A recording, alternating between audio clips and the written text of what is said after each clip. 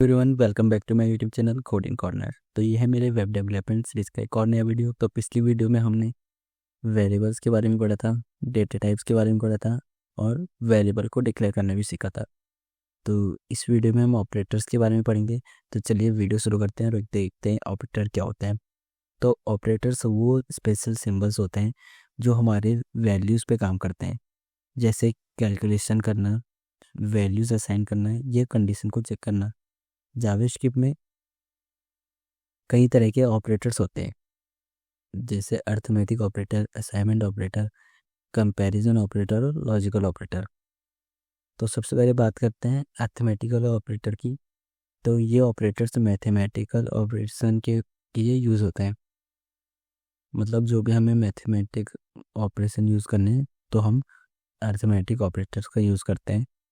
उसके बाद बात करते हैं असाइनमेंट ऑपरेटर की।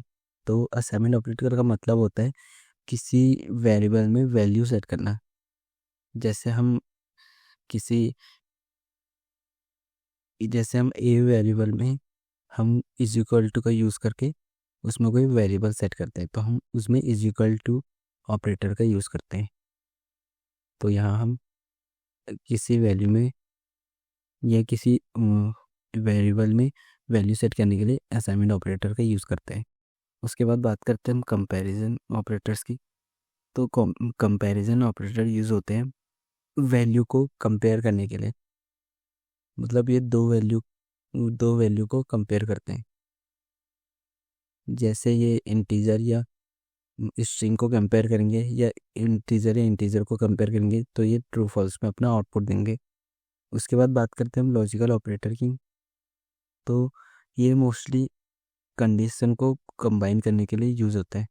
जैसे एंड एंड का यूज़ हम दो या उससे ज़्यादा कंडीशन के लिए अप्लाई करते हैं। अगर उसमें दोनों ट्रू होते हैं तो ही हमारा कंडीशन ट्रू होता है। तो हम इन्हें एग्जाम्पल के बेस पे समझते हैं। तो सबसे पहले हम यहाँ पे VS कोड ओपन कर लेते हैं। तो हमने यहाँ पे VS कोड ओपन कर लिया। तो हम यहाँ पे एक और फाइल बनाते हैं ऑपरेटर के नाम से, operator.js, और इसको हम index.html के अंदर लिंक करेंगे। तो हम यहाँ लिखेंगे स्क्रिप्ट टैग और यहाँ पे हम अपनी फाइल ऐड करेंगे js operator.js और इसे सेव कर लेंगे। उसके बाद हम ऑपरेटर्स के अंदर सबसे पहले अर्थमेटिक ऑपरेटर का एग्जांपल देंगे। तो अर्थमेटिक ऑपरेटर, तो यहाँ पे हम देख लेते हैं। तो सबसे पहले हम इसमें ए नाम का वेरिएबल बनाएंगे। Let a is equal to 10, और फिर हम बी नाम का भी एक वेरिएबल बना देते हैं, बी इज इक्वल टू 3। उसके बाद हम कंसोल करते हैं, console.py, और इसमें ए प्लस बी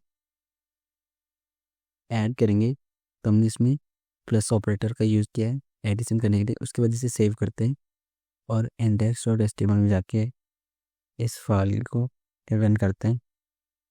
तो हम इंस्पेक्ट राइट क्लिक करके इंस्पेक्ट पे जाएंगे और यहाँ पे कंसोल में देखेंगे तो हमारा एडिशन प्रिंट हो गया। तो यहाँ पे 13 आ गया आउटपुट।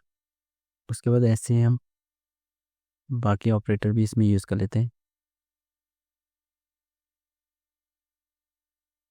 तो यहाँ पे माइनस लगा देंगे, यहाँ पे मल्टीप्लाई के लिए, यहाँ पे डिवीज़न के लिए, और यहाँ पे मॉड्यूलस के लिए। तो ये मॉड्यूलस हमें रिमाइंडर देगा। तो ये इनके भी आउटपुट चेक कर लेते हैं। तो यहाँ पे प्लस के लिए 13 हो गया, माइनस किया तो हमारा 7 आ गया, मल्टीप्लाई किया तो हमारा 13 आ गया, डिवाइड किया तो हमारा 3 आ गया, 3.33, और मॉड्यूल हमने रिमाइंडर निकाला तो हमारा 1 आ गया। उसके बाद हम असाइनमेंट ऑपरेटर के लिए देखते हैं। तो असाइनमेंट ऑपरेटर के एग्जांपल भी देख लेते हैं। असाइनमेंट ऑपरेटर, तो हम पहले एक वेरिएबल में हम वैल्यू स्टोर कर लेते हैं। तो हम यहाँ पे एक्स नाम का वेरिएबल बना देते हैं और उसमें फाइल स्टोर कर देंगे। फिर उसके बाद हम इसे कंसोल कराएंगे। तो हमने यहाँ पे इज इक्वल टू ऑपरेटर का यूज़ किया है। तो हम यहाँ पे इसे कंसोल कराएंगे, कंसोल डॉट लॉग, और हम यहाँ पे एक्स रखेंगे। तो हम यहाँ पे एक्स को प्रिंट करेंगे और इसको अर्थमेटिक वाले ऑपरेटर को हम कमेंट आउट कर लेते हैं। उसके बाद हम यहाँ पे इसे सेव करके आउटपुट चेक करेंगे। तो यहाँ पे हमारा 5 प्रिंट हो चुका है। इसके बाद हम यहाँ पे एक्स प्लस इक्वल टू का यूज़ करके हम इसकी हम वैल्यू दे देंगे 3। हम इसकी वैल्यू चेंज कर देंगे, अपडेट करने। तो यहाँ पे कंसोल डॉट लॉग करेंगे और यहाँ पे हम एक्स को प्रिंट करेंगे। तो यहाँ पे इसकी वैल्यू हो जाएगी 5। ये पहले ऐड करेगा, फिर उसके बाद एक्स प्रिंट करेगा। तो यहाँ पे इसकी वैल्यू हो जाएगी 5 + 3 = 8। तो इसको सेव करके चेक करते हैं। तो यहाँ पे इसकी वैल्यू 8 प्रिंट हो गई। इसके बाद हम यहाँ पे फिर हम इसको एक्स की वैल्यू और अपडेट करेंगे। तो हम एक्स माइनस इक्वल टू 2 करेंगे। तो और यहाँ पे लिखेंगे कंसोल डॉट लॉग और एक्स प्रिंट करेंगे।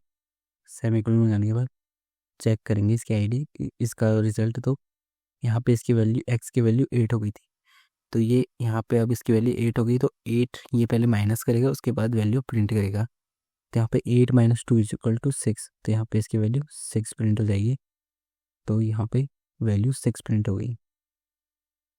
तो इसके बाद हम इसे कमेंट आउट कर देते हैं। अब हम पढ़ते हैं कंपैरिजन ऑपरेटर के बारे में। कंपैरिजन ऑपरेटर,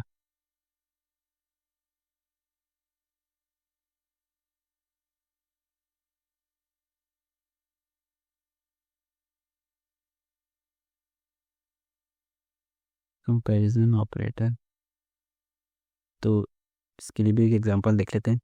तो पहले हम ए नाम का वेरिएबल बनाएंगे, let a is equal to, और इसमें 5 स्टोर कर लेंगे।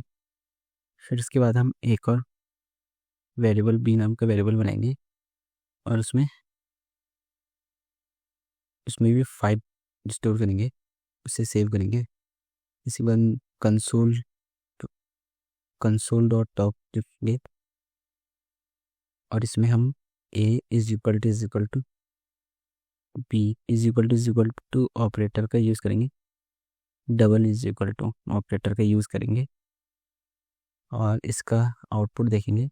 तो यहाँ पे इसने ट्रू दे रखा है। और अगर इसकी जगह में बी की जगह में मैं इसे अगर स्ट्रिंग में चेंज करूँ तो ये फिर भी हमें वैल्यू ट्रू ही देगा, क्योंकि इसने बी की वैल्यू को ऑटोमेटिक नंबर में चेंज कर दिया और इसने बिना डेटा टाइप देखे सीधा बी की वैल्यू को नंबर में चेंज कर लिया और आंसर में ट्रू दिया। इज इक्वल टू ऑपरेटर खाली वैल्यूज़ को कंपेयर करता है। और अगर हम यहाँ पे console dot log a triple equal to b करेंगे तो इसे सेव करेंगे तो यहाँ पे वैल्यू फॉल्स आएगी। यहाँ पे वैल्यू फॉल्स आ गई क्योंकि ये डेटा टाइप को चेंज नहीं करता है, ये एज इट इज़ कंपेयर करता है जो कि हमने पहले ही वेरिएबल में डिक्लेयर किए थे। ये स्ट्रिंग को एक नंबर के साथ ही कंपेयर करेगा। फिर उसके बाद हम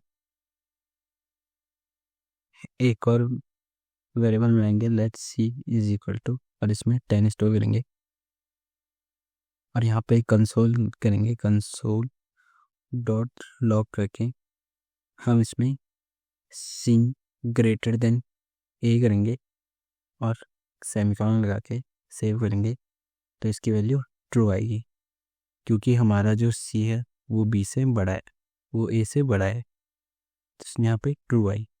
और अगर हम यहाँ पे बी प्रिंट करके देखेंगे तो इसका रिजल्ट चेक करते हैं, तो यहाँ पे भी ट्रू आया क्योंकि ग्रेटर देन ने भी इज इक्वल टू की तरह डेटा टाइप चेंज नहीं किया, चेंज कर दिया और उसे नंबर में प्रिंट किया या कंपेयर किया। इसके बाद इसे भी कमेंट आउट करते हैं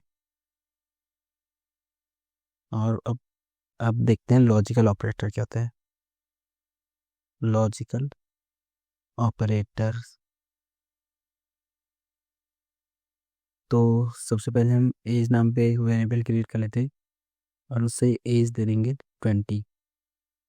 फिर उसके बाद हम कंसोल करेंगे, कंसोल डॉट लॉग और ब्रैकेट के अंदर लिखेंगे age greater than 18 and operator age less than 30।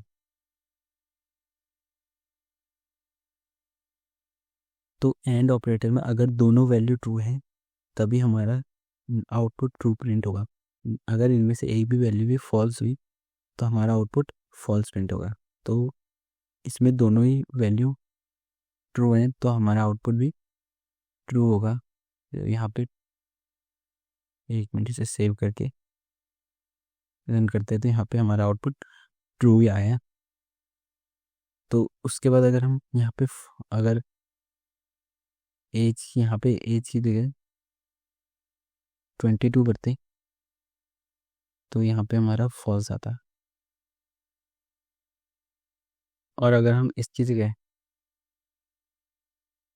Not और ऑपरेटर का यूज़ करेंगे तो यहाँ पे ये वैल्यू ट्रू आएगी क्योंकि और ऑपरेटर में ये है अगर दोनों में से एक वैल्यू है ट्रू है तो हमारा आउटपुट ट्रू होगा।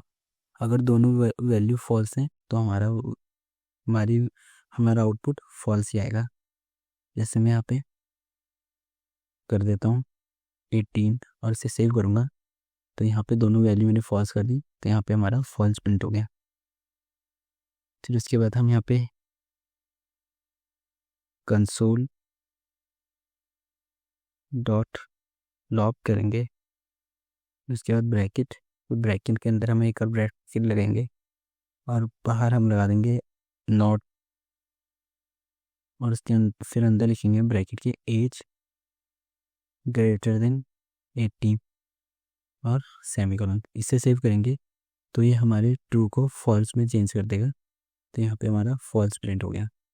तो हमारा नॉट ऑपरेटर रिवर्स कर देता है कंडीशन को। अगर कोई कंडीशन ट्रू है तो उसे फॉल्स में कन्वर्ट कर देगा, अगर कोई फॉल्स है तो उसे ट्रू में कन्वर्ट कर देगा। तो चलिए आज के लिए इतने ही। अगर वीडियो आपको अच्छी लगी तो वीडियो को लाइक करें, शेयर करें और सब्सक्राइब करें और हाँ बेल आइकन ज़रूर प्रेस करें। तो मिलते हैं अगली वीडियो में, तब तक के लिए आप प्रैक्टिस करते रहें।